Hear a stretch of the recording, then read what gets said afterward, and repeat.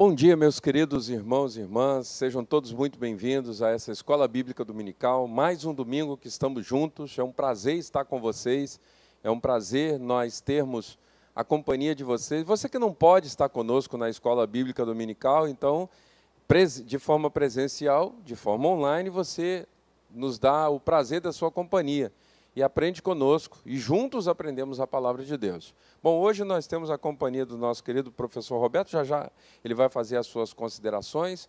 Eu quero, antes de mais nada, fazer uma oração para iniciarmos oficialmente a nossa Escola Bíblica Dominical dessa manhã, e eu quero pedir a você que compartilhe esse link com mais alguém, deixe o seu like e faça a sua parte, deixe seus comentários, participe no chat, enfim, nos abençoe e seja abençoado nessa manhã. Vamos orar? Pai querido, em nome de Jesus, nós oramos ao Senhor nessa manhã abençoada, pedindo que a Tua boa mão esteja sobre nós. Nós pedimos que o Senhor esteja conosco, que em tudo sejamos abençoados, ilumina a nossa mente, o nosso coração, para que possamos ser uma terra fértil e que tudo que compartilharmos aqui seja a vida da Tua palavra, Senhor. Em nome de Jesus eu peço que tudo o que fizermos e falarmos aqui seja para a honra e glória do Teu santo nome. É assim que eu te oro, Pai, em tudo agradecido, no nome santo e poderoso de Jesus. Amém e amém. Bom, nós temos conosco nessa manhã abençoada o nosso querido professor Roberto. Lição de número 11, professor, 16 de março de 2025. Faça as suas considerações iniciais. Vira lá para a câmera, dê um bom dia. Graça e paz, bom dia, meus amados.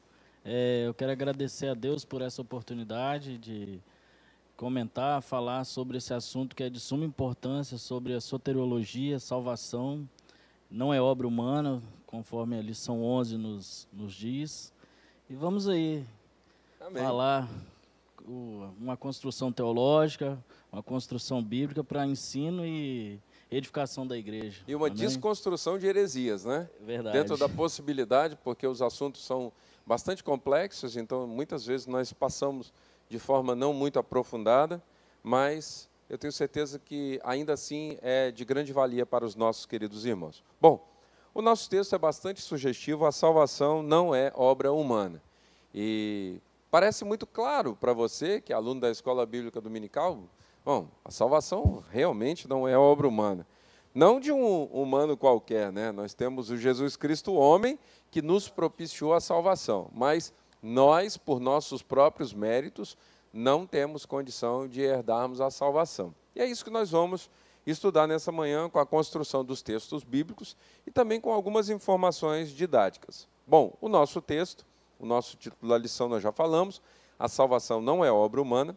O nosso textuário diz: não pelas obras de justiça que houvéssemos feitos, mas, segundo a sua misericórdia, nos salvou pela lavagem da regeneração e da renovação do Espírito Santo. Epístola de Paulo a Tito, capítulo 3, versículo 5.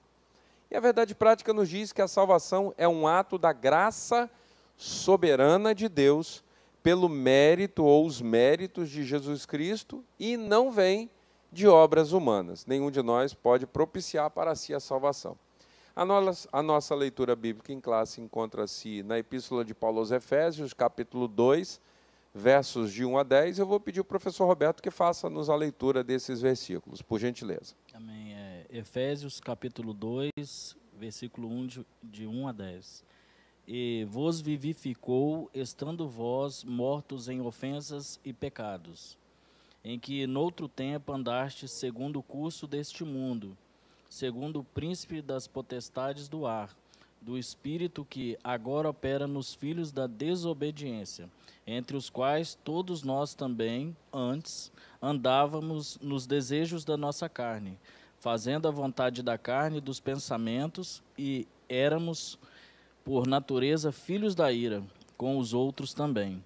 Mas Deus, que riquíssimo em misericórdia, pelo seu muito amor com que nos amou, estando nós ainda mortos em nossas ofensas, nos vivificou juntamente com Cristo, pela graça sois salvos, abrindo parênteses, e nos ressuscitou juntamente com Ele, e nos fez assentar nos lugares celestiais, em Cristo Jesus, para mostrar nos séculos vindouros as abundantes riquezas da sua graça, pela sua benignidade para conosco em Cristo Jesus.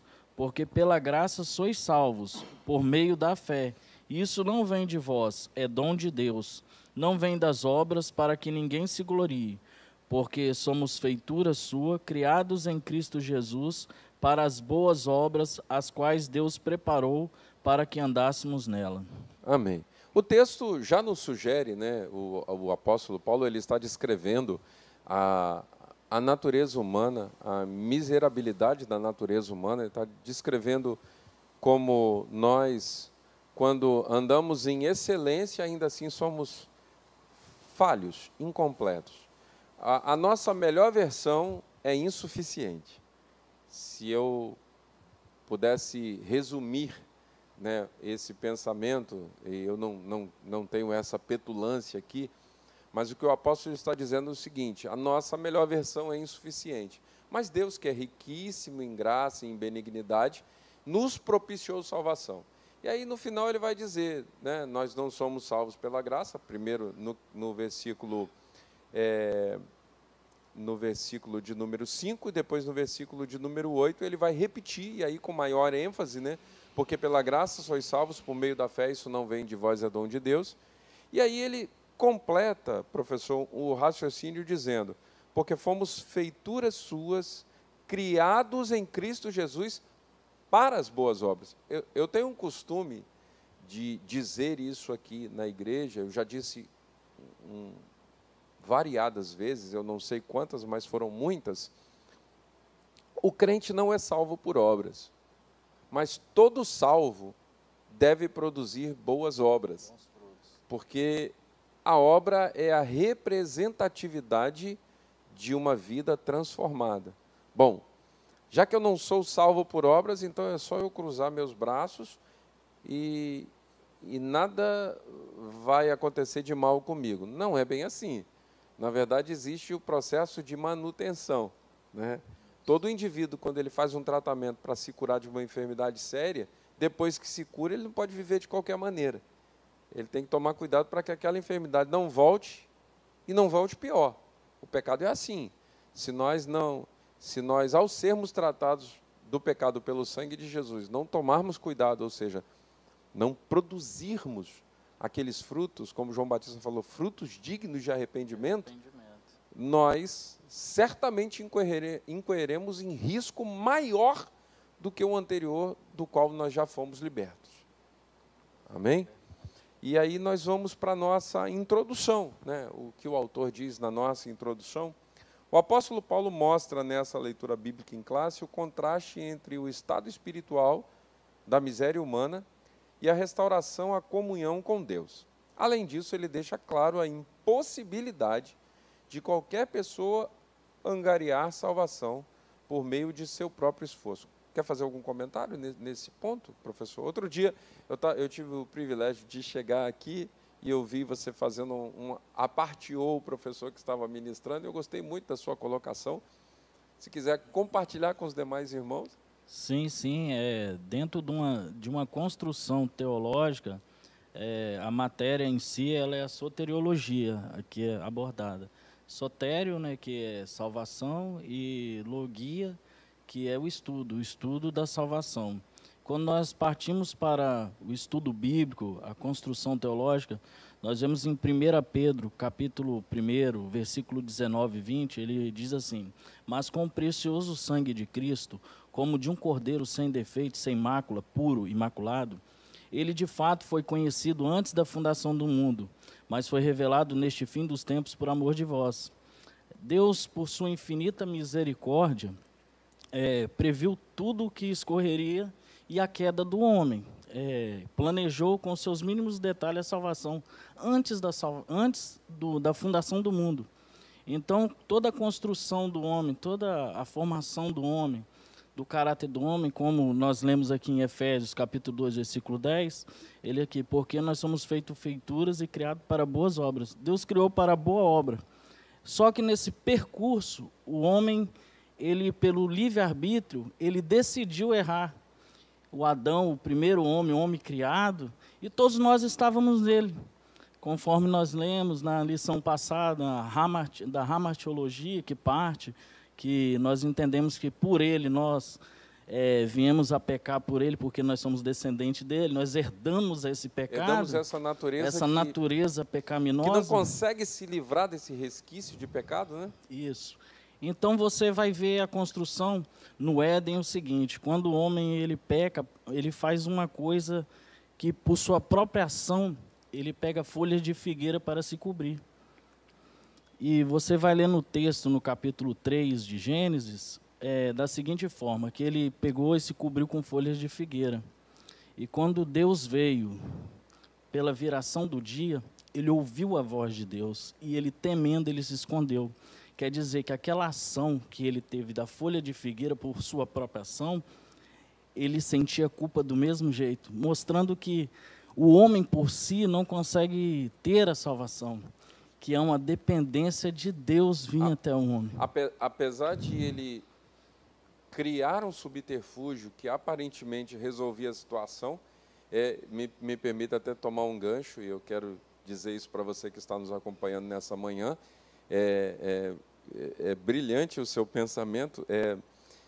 A folha de figueira representa a nossa justiça, as nossas ações. Por mais que a gente tente se justificar, eu estava conversando com meu pai ontem, eu disse, olha, uma forma sábia de resolver um problema é reconhecendo o erro.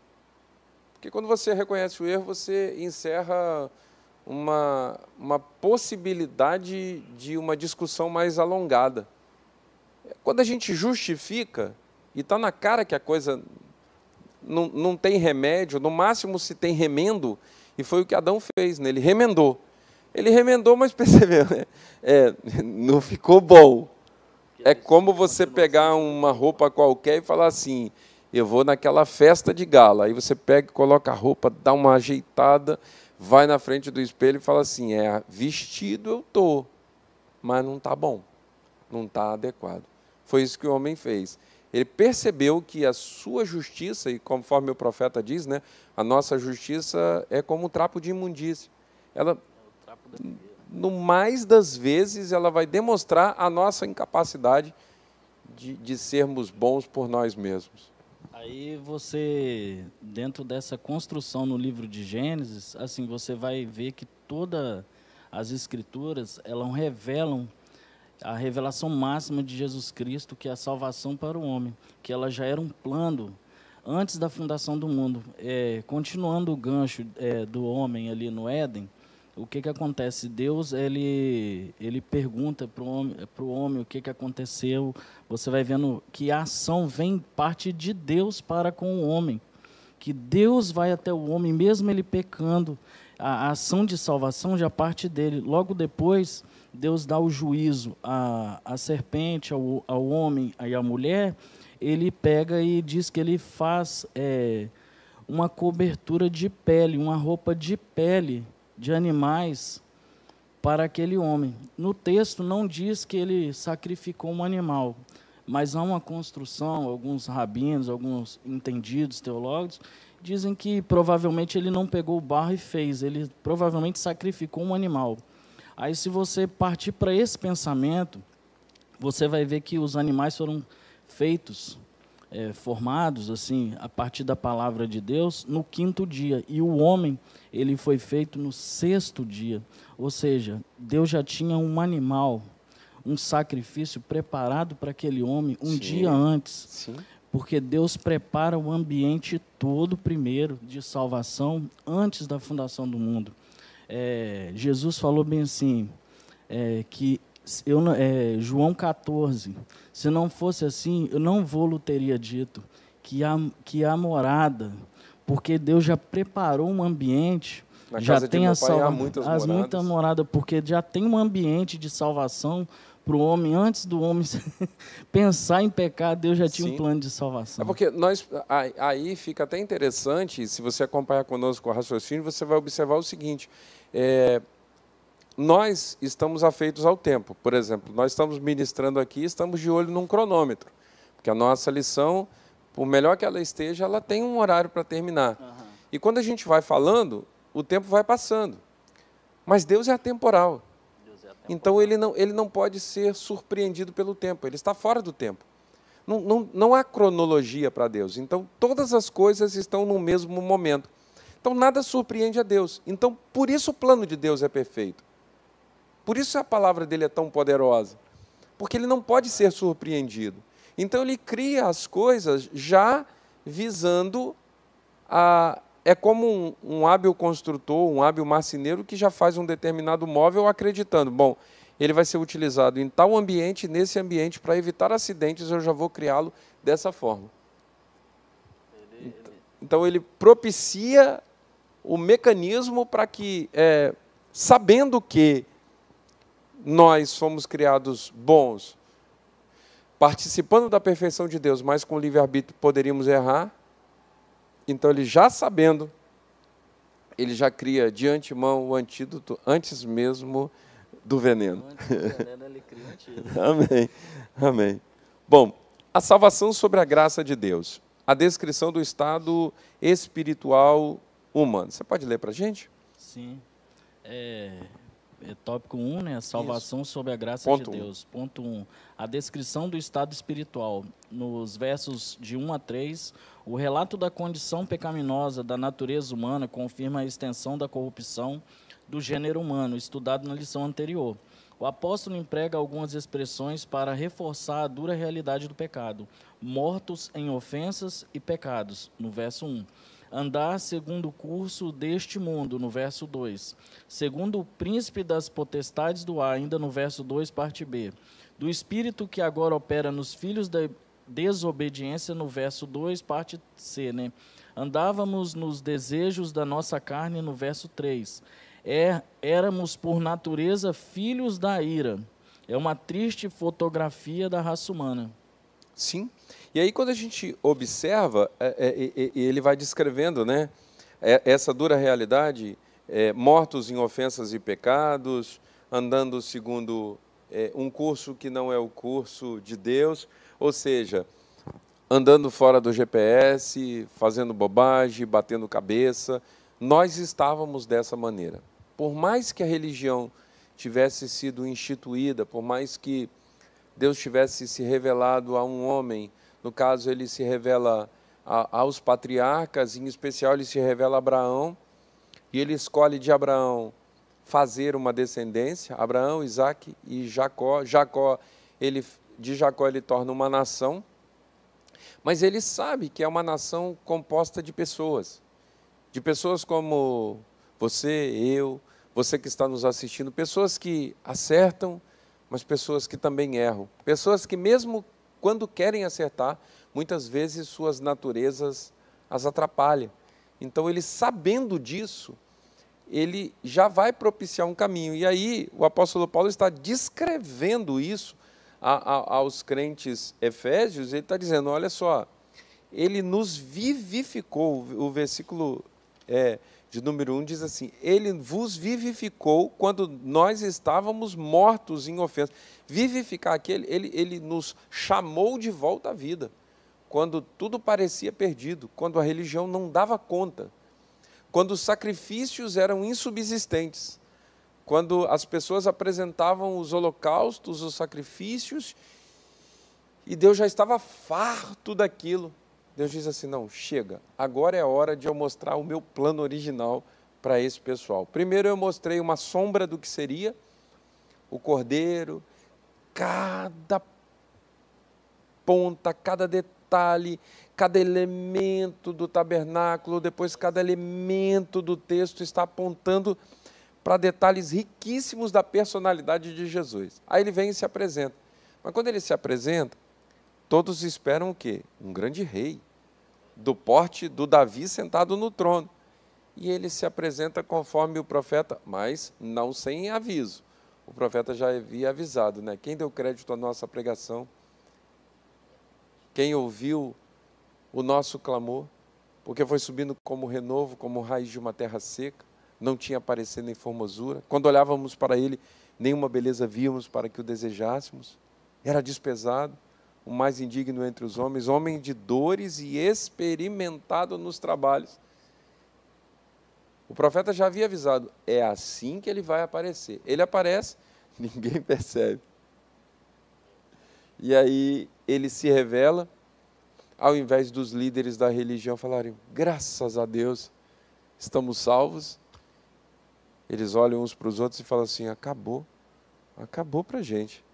Se esse homem tomar conta de tudo, acabou a nossa boa vida, acabou a nossa... O homem pensando nas coisas daqui, pensando que fazendo o sacrifício já era suficiente, pensando que vir ao culto, pensando que ser dizimista, pensando que dar uma oferta, pensando que fazer um jejum, pensando que ser membro de uma determinada denominação, estou usando já, parafraseando para o nosso tempo, né? Pensando que isso ia resolver as tradições, pensando que isso ia resolver, diz não para ele. E aí, graças a Deus, esse evangelho chega a nós e nós dissemos sim. Mortos em ofensas e pecados. Eu vou fazer a leitura e você fica à vontade de fazer algum comentário quando quiser. Mortos em ofensas e pecados. As expressões e vos vivificou e nos vivificou juntamente com Cristo revela a ação do Espírito Santo em favor dos pecadores. Que a salvação só é possível mediante a graça de Deus e sem ela ninguém pode ser salvo. Mas há algo que precisa ser esclarecido. As expressões mortos em ofensas e pecados e mortos em nossas ofensas não devem ser entendidas literalmente por se tratarem de metáforas. Fato, né? Quando o Evangelho diz que nós estávamos mortos em ofensas, isso não quer dizer que a nossa não há mais escape. Está dizendo que de nós, um morto, se uma pessoa morre, a partir daquele momento, todas as ações precisam ser feitas por terceiros. Se uma pessoa morre num lugar, eu vi uma cena, eu achei estranho, eu pensei até que fosse uma montagem, estava numa rede social, a polícia chegando para recolher um rapaz, ele estava encostado num carro assim, parecia que estava bêbado, dormindo. E aí descobriram, os moradores foram tocar nele, chamaram a polícia para socorrer, e ele estava morto, ele tinha tomado um tiro, e ele estava morto encostado, parecia que ele estava em pé, morreu em pé, com a perna cruzada, assim, encostado no carro, e não caiu. E se ninguém aparecesse ali, ele ia apodrecer naquela condição.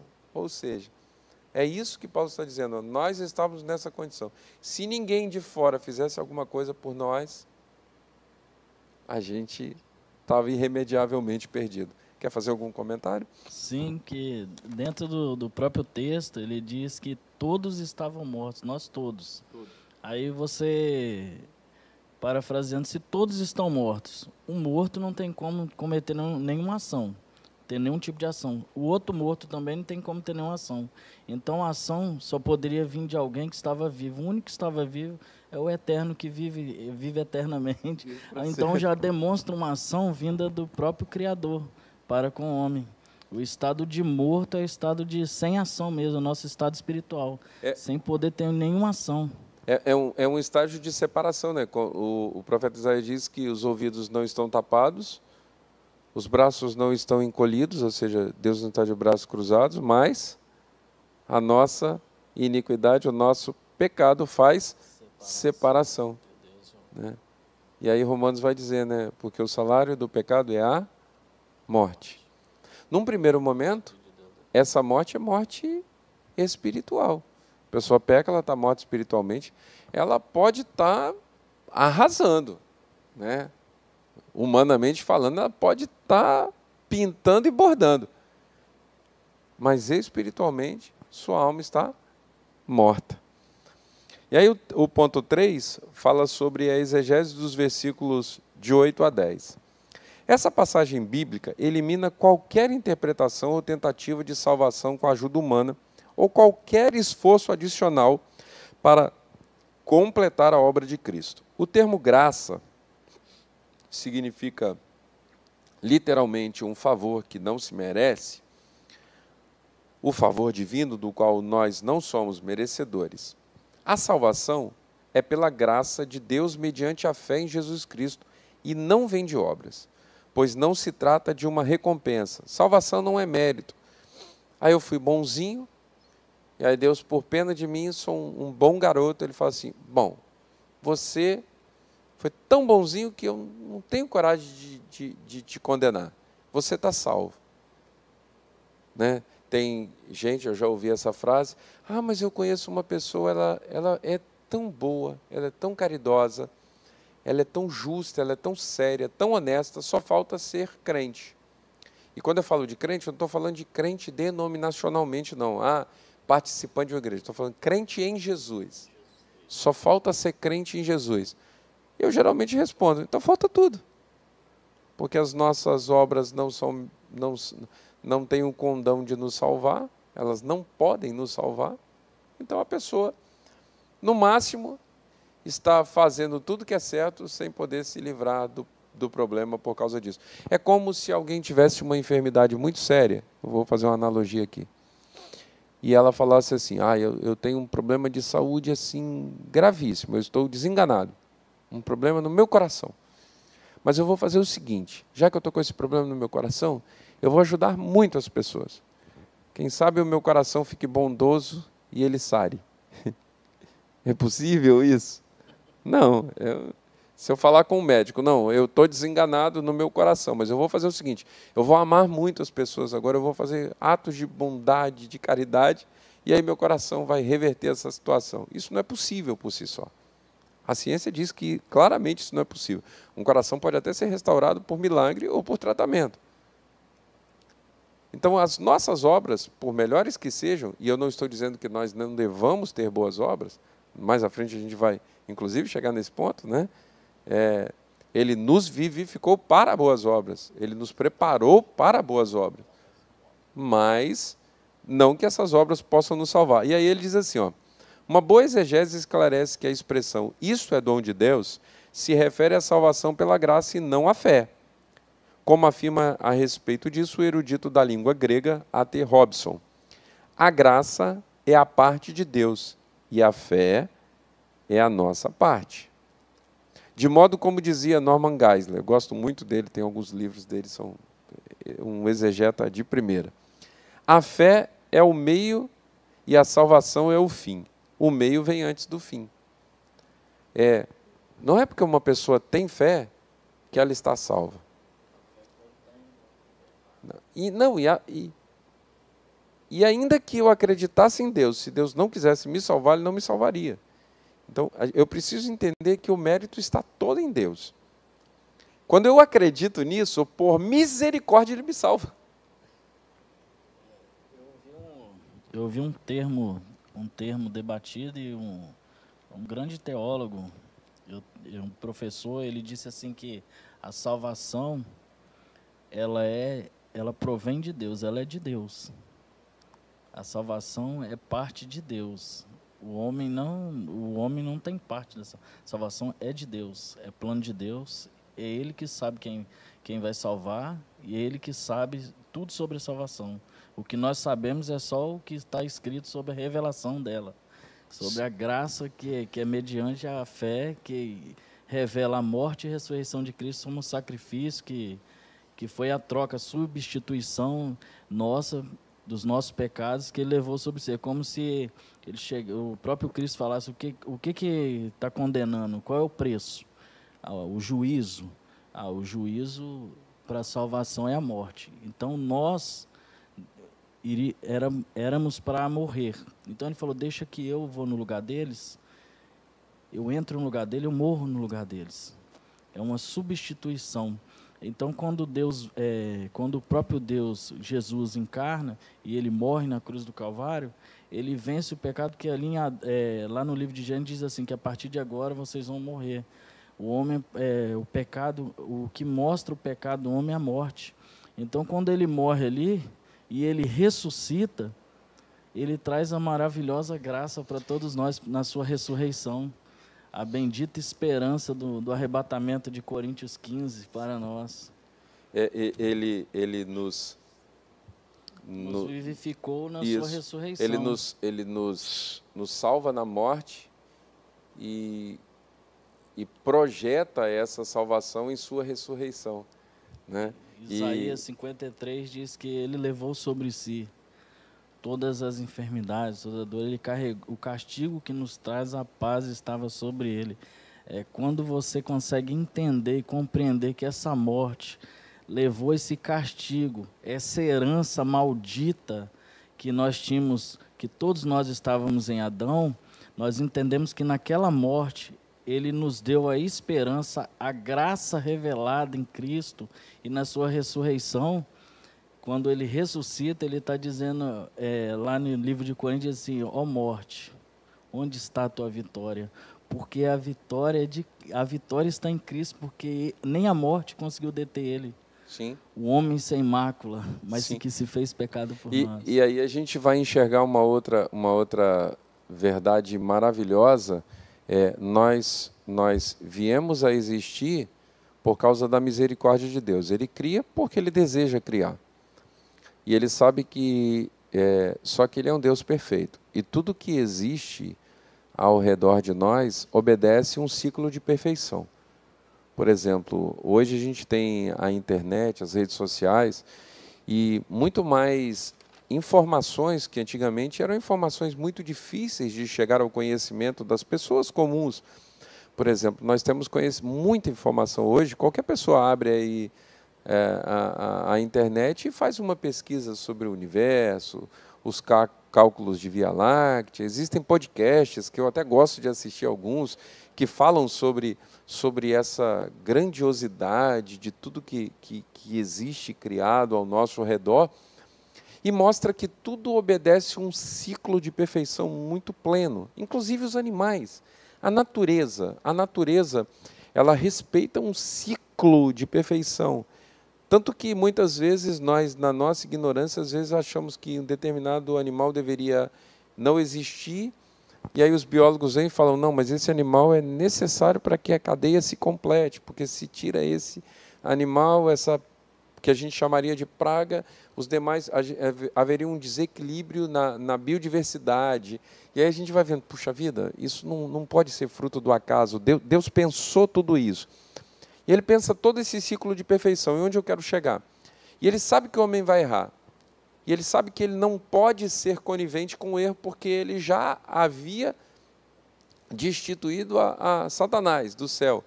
Só que o erro de um anjo é diferente, porque ele tem conhecimento de tudo.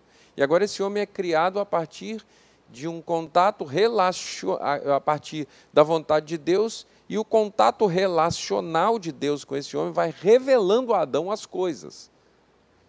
E aí, Adão está num processo de aprendizado.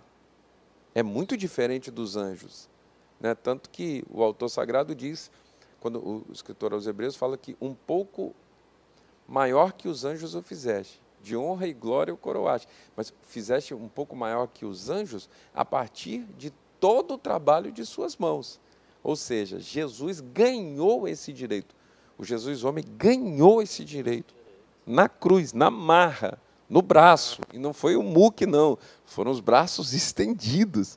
Ele ganhou com braços estendidos.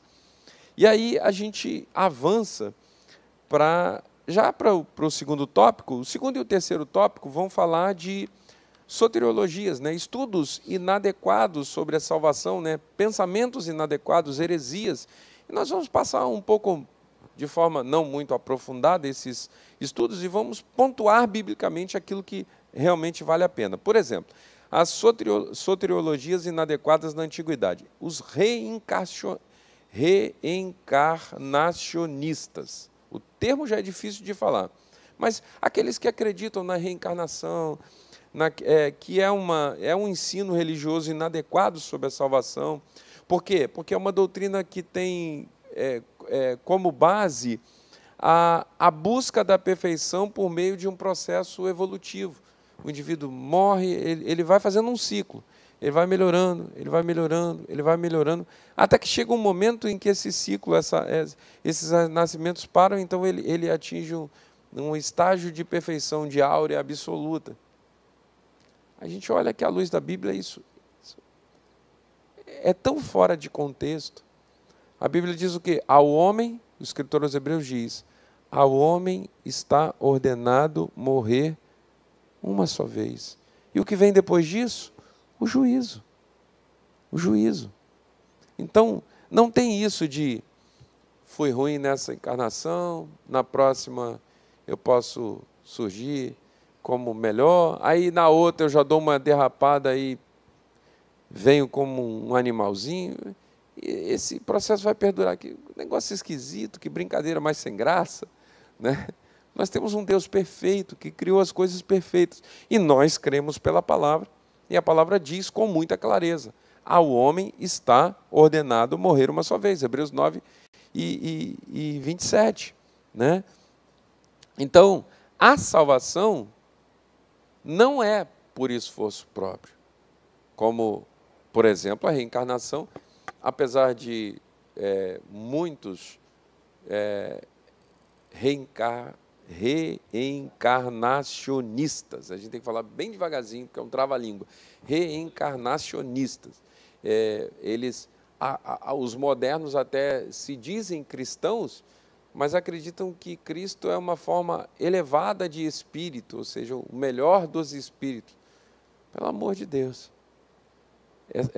essa brincadeira para aí. A Bíblia diz que nós nascemos, crescemos, vivemos aqui, nos preparando para uma eternidade ou não, porque há aqueles que não se preparam, mas um dia todos, sem exceção, são chamados para esse contato com a eternidade. E aí, aqueles que não estão preparados, aí a história é mais complicada. Quiser algum comentário? Sim, pastor. Em questão esse ciclo evolutivo, ele tira o mérito de Cristo pela seguinte questão: porque pelos próprios esforços humanos, ele pode, de uma certa forma, por suas ações, conseguir uma salvação. Ele vem num ciclo evolutivo até uma hora que ele chega a um ápice espiritual. E isso fere o mérito, porque aí vai ser das próprias ações humanas. E nós, exatamente nesse conteúdo que nós estamos estudando, que a graça, o favor que não é merecido, é o favor que Deus nos deu. É o favor imerecido. Jesus Cristo, ele morreu e ressuscitou, e esse plano de salvação é um plano de Deus, é mérito de Cristo para nós. Quando qualquer ação humana que é defendida para a salvação, ela tira os méritos de Cristo. E a reencarnação é uma forma de ação humana, uma forma de tirar o mérito de Cristo. Eu diria que é uma ideia nascida no coração de Satanás, porque desde o Éden, o diabo usa a mesma receita. Ele vai mudando os condimentos. Ele vai mudando a cor do tempero, ele põe um negócio de uma cor, daqui a pouquinho de outra. Ele vai mudando só os condimentos. Mas a receita é a mesma. É desacreditar os méritos de Deus. Desacreditar o relacionamento, o Deus relacional, desacreditar o Deus comprometido, por exemplo. Existem heresias que ensinam que, se existe um Deus, ele é um Deus que não tem compromisso com os seres criados. É um Deus que está pouco se importando com o que está nos acontecendo. Aqui a reencarnação está dizendo, não há necessidade. Cada um dará conta de si em relação a si próprio. E não é assim, cada um dará conta de si a Deus. E essa é uma verdade. As primeiras soteriologias inadequadas, ou seja, as primeiras ideias sobre salvação inadequadas são ideias antigas. O reencarnacionismo é uma ideia muito antiga. Desde as civilizações mais primitivas, desde depois de o Éden, essa ideia já começou a ser gerada no coração de pessoas afastadas de Deus. Agora a gente vai para o galacionismo, que é o nome dado aos legalistas judaizantes, né? Que eram opositores de Paulo na província da Galácia, e Gálatas 1:7 vai falar sobre isso.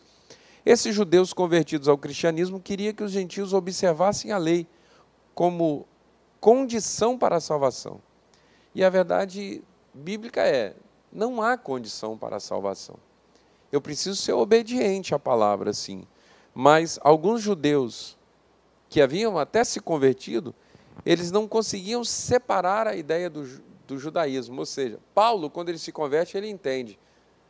Tudo que a gente fazia antes era tipo de Jesus. Se cumpriu em Jesus. Está pronto. está perfeito e acabado.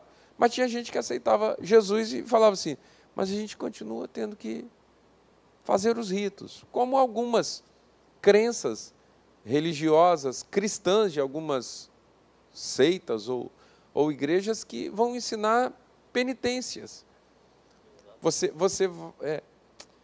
Você precisa merecer a salvação. E essa é uma ideia muito perigosa, porque eu preciso ter em mente que eu não mereço a salvação. Isso não significa que eu vou andar de qualquer maneira. Isso significa que eu vou tomar muito cuidado. Eu vou pensar assim, puxa, por melhor que eu seja, eu nunca vou conseguir merecer a salvação. Se andando bem eu já não me salvo, imagine andando mal. Então eu preciso recorrer à misericórdia de Deus. Então o galacionismo, que era uma ideia antiga, mas que se aplica aos nossos dias, àqueles que querem trazer imposição de ritos, de liturgias, de cerimônias sobre as pessoas, para que essas pessoas só possam se sentir salvas apesar dessas liturgias ou ritualismo. Isso aí é um perigo muito sério. A gente tem na atualidade algumas igrejas que guardam o sábado, por exemplo, através de guardar o sábado, só guardando o sábado. Tem alguns que só se você apresentar um profeta tal, se você também reconhecer esse profeta, que está até na lição também. Essa questão dos galacionistas aqui também, dos judaizantes, trouxe até aquela questão, né, que nós sabemos da circuncisão, de trazer de volta a lei de novo. Trazer a lei de volta. E aí... a lei, como se a lei fosse completa para trazer salvação, e quando, na verdade, nós vemos que a lei, o Paulo fala assim, que ela só revela o pecado. E eu vou dar um exemplo para você, que a lei, ela só revela o pecado, é o seguinte, que lá tem 613 leis, mas provém de 10 mandamentos. Um dos mandamentos é obedecer o pai, honrar pai e mãe, para que se multiplique os seus dias. Aí eu pergunto, quem nunca desobedeceu o pai e a mãe? Então, ela vai revelar para mim e para as pessoas que você não consegue cumprir essa lei. Você não consegue, ninguém é capaz de cumprir essa lei para obter salvação. Então, na verdade, a salvação ela só pode vir por mérito exatamente do próprio Deus de Cristo. Você me lembrou uma ministração lá atrás, numa quarta teológica, quando nós tínhamos as quartas teológicas do pastor Júlio, uma ministração brilhante, quando ele falou sobre a lei, né? E ele estava dizendo, a lei é como uma régua, ela não te faz maior nem menor, ela só diz a tua altura. Exatamente. A lei só dizia, nenhum de nós é suficiente, nenhum de nós é adequado. A margem, a régua, a medida era muito alta para nós. A gente chegava lá, fazia um negócio, outro e outro, ia todo estufado, né, lá, agora vou ver, agora eu acho que estou bem. Aí quando eu olhava assim, o negócio estava lá em cima, impossível, nem esticando os braços, nem subindo uma cadeira, nem subindo uma escada eu conseguia. Essa é a lei. A lei só serve para mostrar que nós somos insuficientes em nós mesmos. Exatamente. E aí tem os gnósticos, ainda dessas crenças inadequadas da antiguidade.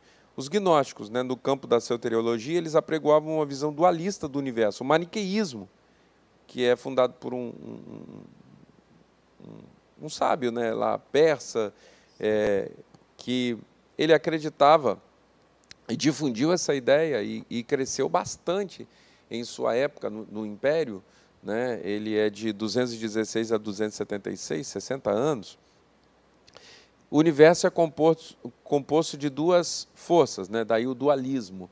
Só que, realmente, você vai falar, não, mas isso está certo, né? O universo ele tem o bem e o mal, existe isso. Só que ele ensinava a paridade dessas forças. Ele equiparava. Qual é a heresia, pastor? Mas não tem mesmo o bem e o mal? Não tem céu e inferno? A Bíblia não diz isso, que há dois caminhos? Onde está a heresia aqui? A heresia aqui está de forma disfarçada. Na verdade, não está disfarçado, não. Está bem na cara. Mas eu quero ainda assim explicar, caso você não esteja entendendo. A heresia aqui consiste em agregar valor ao mal e colocá-lo em pé de igualdade com o bem. Não há uma disputa entre bem e mal no universo. Não há uma medição de forças entre Deus e Satanás. Deus é Deus, Satanás é Satanás. Ele se submete. O que existe é que existe a bondade divina que não nos força a sermos salvos e nos dá o livre-arbítrio para decidirmos. E existe um mal a partir de Satanás e o inferno que tenta nos enganar, nos engrupir para que venhamos praticar aquilo que não se deve. Mas não há paridade, não é yin e yang, não é um equilíbrio entre o bem e o mal. Não, não existe isso. O bem é superior, o bem é perfeito, o bem é pleno. Ah, pastor, mas o mundo é muito mal. Tá, aí eu tenho resposta para isso. Jesus falou, mas o mundo jaz no maligno. Ou seja, o mundo está adormecido, sepultado, inerte, sem ação, sem atitude no maligno. Quem está sob o domínio do mal, faz o mal. Aí o mal se torna forte. Mas é tão verdade que ninguém é incapacitado de se converter. Se as forças fossem paritárias, quando alguém decidisse, não, eu, ouvindo a palavra de Deus, falasse, eu quero o bem, Satanás iria fazer uma força e falar, não, é meio a meio. É Satanás puxando de um lado, Deus puxando do outro. Talvez você até já tenha visto um desenho, um informativo disso, mas isso não representa a verdade. Quando o indivíduo diz, eu quero Jesus, acabou. A força de Satanás está lá no inferno. E a força de Deus está aqui, ó. Você aceita o sacrifício, você entende o sacrifício, está salvo. A declaração é, e há de ser que aquele que invocar o nome do Senhor será salvo. Não tem assim, e há de ser que aquele que invocar o nome do Senhor e se livrar do diabo será salvo. Não, ele aceita Jesus e ele está salvo. E o diabo está ali, tentando dar uma pernada, tentando dar uma rasteira, tentando dar uma engrupida, tentando dar uma enganada. E se o indivíduo cair, não foi porque o mal era tão forte quanto o bem, foi porque a pessoa estava tão desatenta que não percebeu que o bem é muito melhor. Fazer o que agrada a Deus é muito melhor. E agora nós vamos para as soteriologias, né? As ideias inadequadas de hoje em dia. O islamismo foi muito já debatido, né? O islamismo, segundo essa religião, se as boas ações superarem as más, tal pessoa irá para o paraíso. Ensinam que Alá não ama os pecadores, mas somente os piedosos. Alá é o Deus do Islã. Que Alá não ama os agressores, que não ama o ingrato, o pecador. E na concepção do Islã, não há necessidade de expiação. Tão logo não existe salvação como no sistema cristão. A salvação no contexto deles é por mérito, por obras. Você vai fazendo, você é bom, ou seja, é aquela ideia. Você vai se ajeitando aí, que Deus vai gostar do que você está fazendo. Não é assim. Deus se agrada das nossas boas obras como frutos de justiça. Porque Ele diz, meu filho, minha filha está amadurecido. Já não está apenas se alimentando, como Paulo diz, já não está pedindo mais o leite como criança, mas já se alimenta de alimento sólido, e aí quem se alimenta de alimento sólido já produz, já para de dar trabalho. Porque quem para de dar trabalho, começa a trabalhar. Essa é a constituição humana, né? A gente é pequeno, a gente dá trabalho, naturalmente. A gente cresce, a gente vai trabalhar. Né? Alguma observação aqui em cima disso que fala aqui no contexto do Islã, da salvação por obras? O contexto quase igual ao dos galacionistas também, Sim. né? Que eles acreditam que naquele livro contido ali, se ele fizer tudo certinho, bonitinho, ele vai alcançar a salvação. Sim. Aí eu também queria abordar, você falou mas deixa eu te fazer bem. uma pergunta. E nós? Se nós fizermos tudo que está na palavra, nós estamos salvos? Na verdade, para não ficar uma pegadinha, porque aí pode ter um duplo sentido, né? Eu faço a pergunta e eu já vou também dar uma esclarecida. Na verdade, ainda que a gente cumpra toda a palavra, ainda isso não é mérito para a salvação. A gente cumpre toda a palavra para a manutenção de salvação. O que nos trouxe a graça, o que nos trouxe a salvação foi a graça. É por isso que uma pessoa que não conhece nada do Evangelho levanta a mão e é salvo. Ou diz, eu quero Jesus, porque não precisa necessariamente levantar a mão, isso é uma construção nossa, é uma boa construção. Isso nasce de uma ideia, eu preciso identificar as pessoas pelas quais eu vou orar, não está errado, tá? Mas a gente só faz isso para identificar as pessoas pelas quais nós vamos orar, né? Porque o ladrão da cruz, por exemplo, não pôde levantar a mão, elas estavam pregadas. Ele deu uma declaração de fé. E é assim que acontece conosco. Nós fazemos uma declaração. Então, assim, uma pessoa totalmente leiga no Evangelho, que não sabe nada, que nunca ouviu, né? Ela fala, o eunuco de Candace, ele já era um judaizante, mas de salvação ele não entendia nada. Ele pergunta, né, a Filipe, vem cá, ele está falando aqui dele mesmo ou de algum outro? E Filipe aborda a carruagem, sobe ali e começa a explicar que é sobre Jesus. Chega um momento que ele entende e fala assim, tem água aí, o que me impede de ser batizado? Já aceitei. Ele não tinha. Aí daqui a pouquinho mais, um pouco mais à frente, nós vemos Paulo no caminho de Damasco. Sabe tudo da lei, mas não sabe nada de salvação ainda. Aí ele cai ao chão, né? Ele não cai do cavalo, né? Porque a Bíblia não diz isso. Ele cai ao chão, né? Ele é despido da sua arrogância, da sua autossuficiência. E ele levanta dali percebendo, não, salvação é outro negócio que eu ainda não aprendi, vou ter que aprender.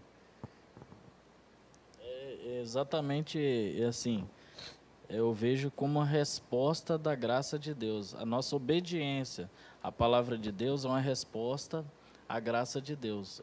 A salvação veio pela graça, mediante a fé. E não vem de vós, é dom de Deus. Então, a nossa resposta a essa graça está nas nossas atitudes, em obediência à regra de fé, que é a palavra de Deus.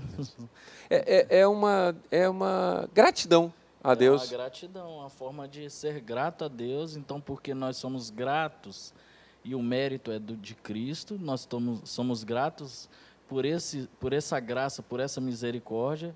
Então, nós vamos produzir frutos, porque nós estamos enxertados na oliveira verdadeira, isso, né? E nós vamos produzir frutos de arrependimento, frutos do Espírito, que a Bíblia também vai falar, em resposta a essa graça de Cristo. Eu costumo dizer, inclusive, Roberto, eu quero que você que está nos assistindo nessa manhã perceba, eu digo aqui às vezes, e eu gosto de explicar isso para a igreja, quando a gente louva, quando a gente faz alguma coisa dita grandiosa para Deus, isso não altera a natureza de Deus. Quando eu não louvo, não altera a natureza de Deus.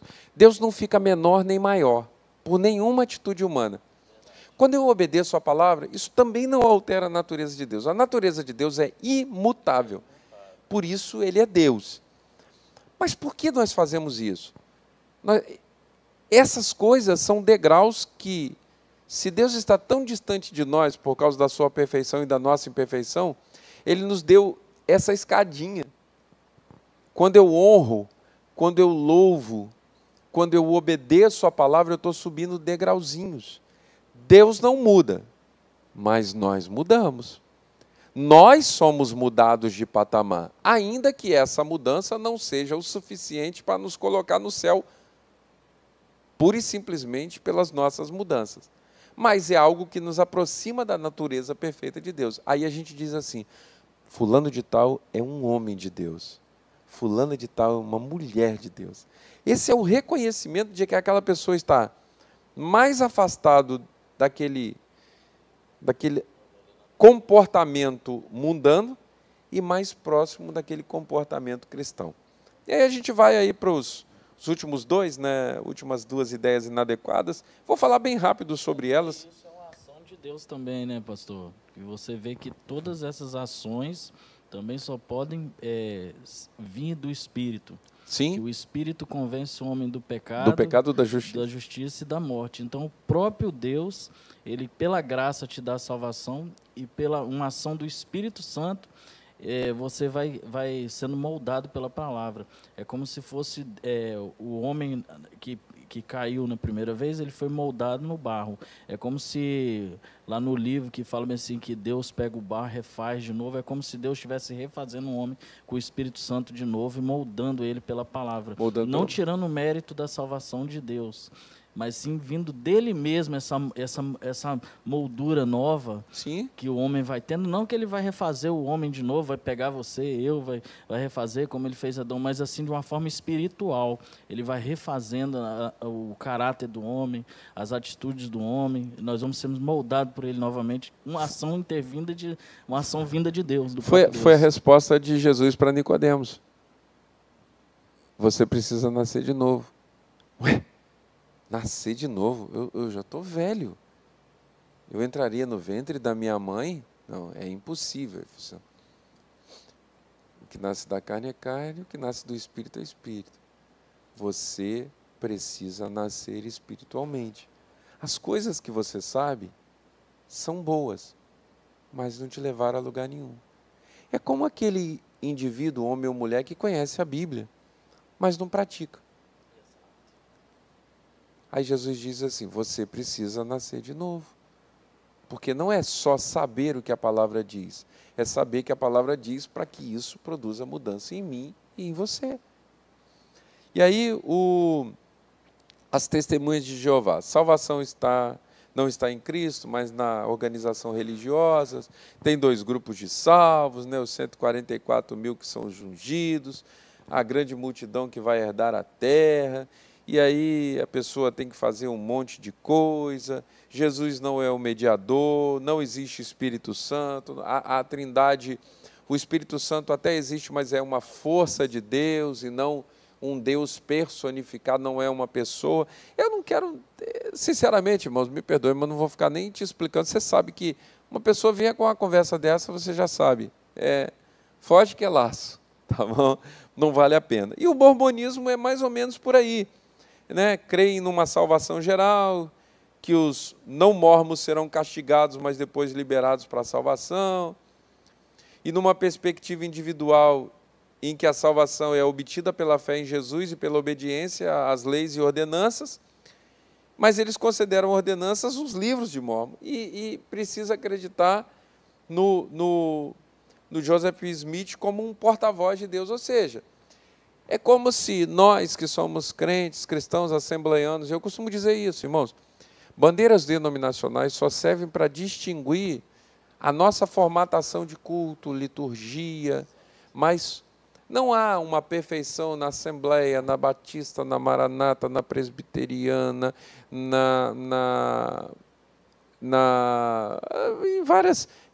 em denominações que são mais novas, mais atuais hoje, as novas igrejas que estão surgindo, neopentecostais.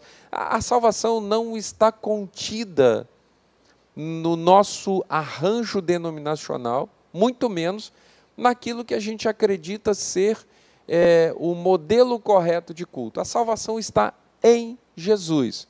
Nós temos os grupos religiosos e temos orgulho de fazermos parte deles, das denominações, porque é um norte que nos dá e os principais, os tradicionais, são bíblicos, isso sim é muito importante nós sabermos, e sabemos que esse tipo de ideia aqui, a gente não deve nem perder nosso tempo, né? Por quê? Porque a Bíblia, ela nos ensina com muita clareza, Jesus é o Salvador da humanidade. O nome dele já diz, Yeshua, salvação. O próprio nome dele diz, né, Yeshua, que é Salvador. Né? Sim, salvação. E aí a gente vai vendo que o processo de salvação, ele entra ele entra naquele estágio em que nós somos convidados por Deus a retomarmos a comunhão. E aí é interessante, professor, que desde sempre Deus, como você falou lá no início, Deus é um Deus relacional. É sempre Ele que está buscando o homem. Lembra, Zaqueu fala assim, ninguém vai me abrir a oportunidade de ver Jesus, eu quero muito vê-lo. Já sei o que eu vou fazer, vou subir naquela árvore ali, é mais difícil, mas eu vou lá porque eu não sou bem-vindo nessa sociedade, as pessoas não me gostam muito, não me querem muito, eu vou ver Jesus. E a Bíblia diz que, e vendo Jesus, ou seja, Jesus está sempre se antecipando a nós, é sempre Ele quem dá o primeiro passo. Quando Ele olha para os discípulos, Ele diz assim, lá atrás, muito provavelmente, alguns de vocês já sonhou em ser discípulo de um rabino, mas nenhum de vocês passou na escola, o único que passou foi Paulo, e ele deixa Paulo por último. Não, como Paulo já teve a oportunidade de ser criado aos pés de Gamaliel, deixa ele. E o próprio Paulo diz assim, a mim apareceu no final como um abortivo, ou seja, parecia que já não tinha mais jeito para mim, ele vai lá e me escolhe também, o menor de todos os apóstolos. Mas Jesus diz aos seus discípulos, não foram vocês que me escolheram, eu escolhi a vocês. Ou seja, vocês podem não ter passado na faculdade rabínica, mas eu escolhi a vocês, e vocês são meus discípulos. E vocês irão pelo mundo. E nenhum desses discípulos, desses rabinos importantes, será mais lembrado no mundo todo que vocês. E essa é uma palavra que conforta o nosso coração. Nenhum ser humano, olha que mérito. O mérito de Cristo, o mérito de Jesus nos assegura sermos lembrados. Eu costumo dizer que quando o crente é fiel, a vida dele não é suficiente para ele ser honrado. Você já deve ter visto várias pessoas sendo lembradas depois de muitos anos do seu passamento, de sua morte. Eu mesmo costumo lembrar do meu avô, que já dorme no Senhor há 2 décadas, pelo menos, mais de 2 décadas. Meu avô dorme no Senhor. E ainda hoje o seu trabalho ecoa. De vez em quando eu encontro com alguém que diz assim, você é neto do pastor Jair, eu sou fruto de um trabalho de evangelismo, um trabalho pastoral dele.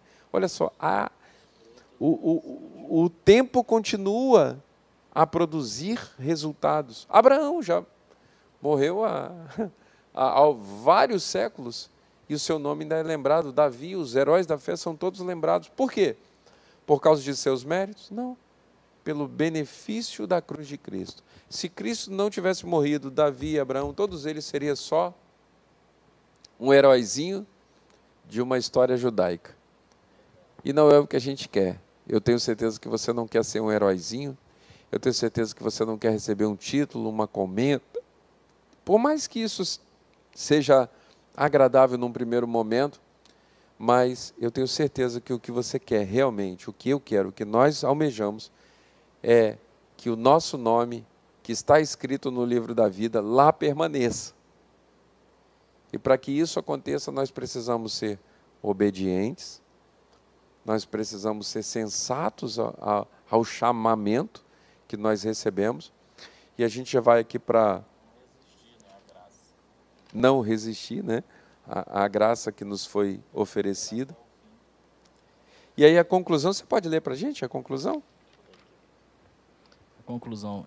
Entendemos que somente pela graça é possível chegar-se a Deus. E isso é um ato soberano de sua graça e bondade. É a misericórdia divina que leva as pessoas ao arrependimento. Romanos capítulo 2, versículo 4.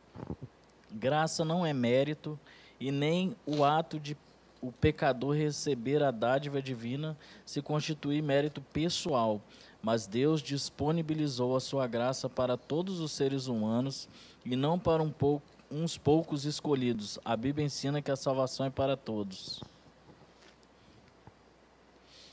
Amém.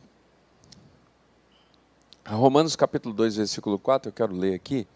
Romanos capítulo 2, versículo 4 diz assim: Ou despreza tu as riquezas da sua benignidade e a paciência e longanimidade, não sabendo que a benignidade de Deus te leva ao arrependimento? Ou seja, é a bondade de Deus que nos salva. São as misericórdias do Senhor a causa de nós não sermos consumidos. Amém? eu quero te agradecer por ter estado conosco nessa manhã, por ter ficado conosco até o final. Quero pedir que você compartilhe esse link com alguém. Se você foi abençoado, abençoada, se tocou o seu coração essa palavra, eu quero pedir que você compartilhe esse link com mais alguém. Deixa Deus te usar, seja um canal da bênção de Deus. E eu quero te convidar para logo mais à noite, um grande culto, uma grande festa espiritual. Se você puder estar conosco aqui presencialmente no nosso templo, venha. Se você não puder, esteja conosco no canal, mas não deixe de estar congregando conosco, certo? Continuemos orando para que a graça de Deus esteja sobre nós. Se você está enfermo, necessitado de uma bênção, de cura, de uma palavra de provisão da parte do Senhor, nós vamos orar agora para que o Senhor nos abençoe, para que essa palavra seja aplicada ao nosso viver diário e para que os nossos problemas sejam resolvidos por aquele que é misericordioso. Se Ele nos amou a ponto de nos salvar, que dirá nos conceder um benefício que é tão pequeno, que é tão aqui e agora. Quero pedir ao professor Roberto que faça essa oração e logo após eu quero ministrar sobre a sua vida a bênção apostólica. Senhor, nós agradecemos por essa rica oportunidade, que a Tua palavra possa descer aos nossos corações e surgir efeito pelo Espírito Santo. Assim, muito obrigado, Senhor, que o Senhor possa usar como instrumento para abençoar vidas, pessoas, edificar e restaurar, meu Pai. Assim nós te agradecemos no nome santo de Jesus. Amém. Amém. Bom, muito obrigado mais uma vez, que Deus te abençoe, que Deus abençoe a sua vida, seus sonhos, seus planos, que te dê saúde, graça e paz, que você tenha um excelente dia na presença do Senhor. Agora, eu quero te ministrar sobre a sua vida a bênção. Que a graça de nosso Senhor Jesus Cristo, o grande amor de Deus, o nosso Pai, e a consolação do bendito Espírito Santo, repouse sobre a nossa vida hoje e sempre, e alegremente nós respondemos dizendo amém.